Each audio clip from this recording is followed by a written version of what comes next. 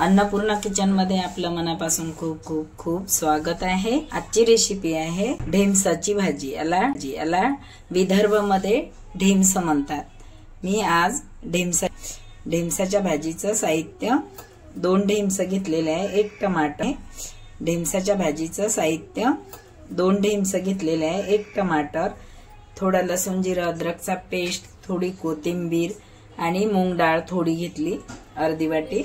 1 कांदा घेतला, कांद्याला आपण कापून घेत आहे। टमाटर त्याला कापून घेत आहे, ते पण जास्त मोठं नाही आणि जास्त बारीक नाही, मीडियम। ढेमूस पण कापलं, किती मस्त कोवळं आहे, छान आहे।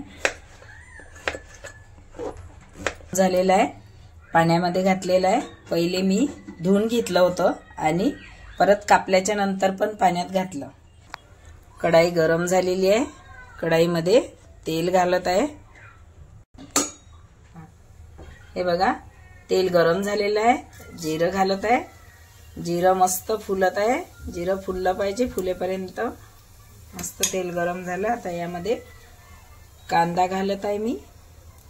1 कांदा कापला होता मी, त्याला मस्त असं परतून घ्यायचं, लाल ब्राऊन कलर येईपर्यंत। कांदा झालेला आहे, टमाटर घालत आहे। टमाटर थोडं नरम होऊ द्यायचं तेलामध्ये। पेस्ट घातला 1 चम्मच, त्याला मस्त असं मिक्स करून घ्यायचं, म्हणजे कांद्यासोबत टमाटर सोबत लसूणचा पेस्ट पण होणार। सगळा मसाला मस्त झालेला आहे। तर यामध्ये आपण मसाले घालूया।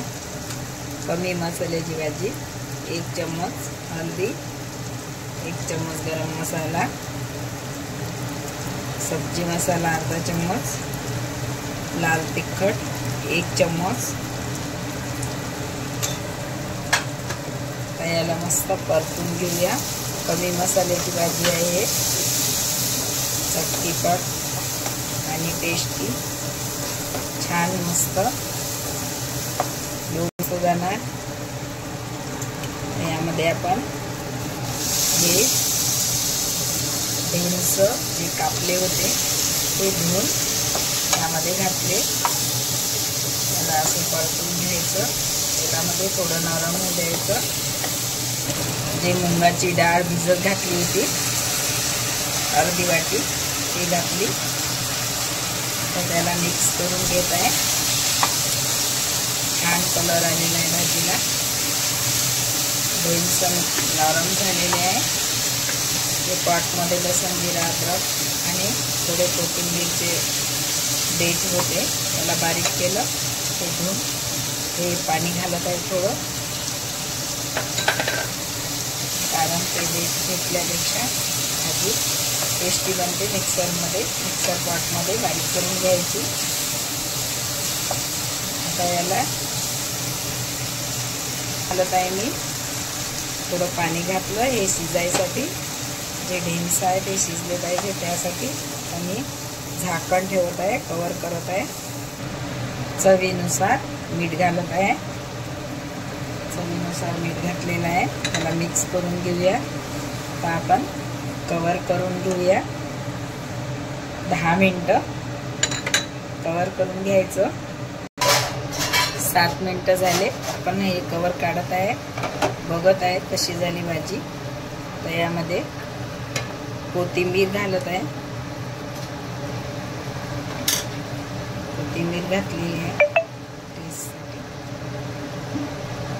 आता 5 मिनिट पुन्हा कवर करत आहे, ते झालेले आहे। कवर काढून बघूया, मस्त कलर आलेला आहे, भाजी झालेली आहे, मस्त।